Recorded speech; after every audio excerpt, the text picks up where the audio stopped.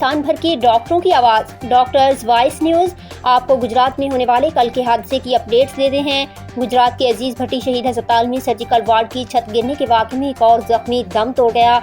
इस तरह एक खातून समेत 2 अफराद जाँ बहक और 18 से ज़ायद अफराद जख्मी हो गए थे। ज़राए के मुताबिक अजीज भट्टी शहीद अस्पताल में सर्जिकल वार्ड की छत गिरने से अस्पताल में 3 मुलाजिमीन और 6 खवातीन समेत 18 मरीज जख्मी हो गए थे। जख्मी मरीजों को मलबे से निकालकर दूसरे वार्ड में मुंतकिल कर दिया गया है, जहां उन्हें तिब्बी इमदाद की जा रही है।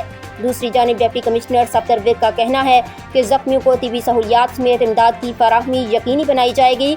वाक़े की तहकीकात के लिए कमेटी तश्कील दे दी है। छत गिरने की असल वजह क्या है, इसकी जाँच पड़ताल की जा रही है। ऐनी शाहिदीन ने नुमाइंदा डॉक्टर्स वॉइस न्यूज़ को बताया कि अचानक छत गिरने से अस्पताल में कोहराम मच गया। एक अफरा तफरी का आलम था, ताहम डॉक्टरों की बरवक्त कार्रवाई और तिब्बी इमदाद से शदीद जख्मियों की जान बच सकी।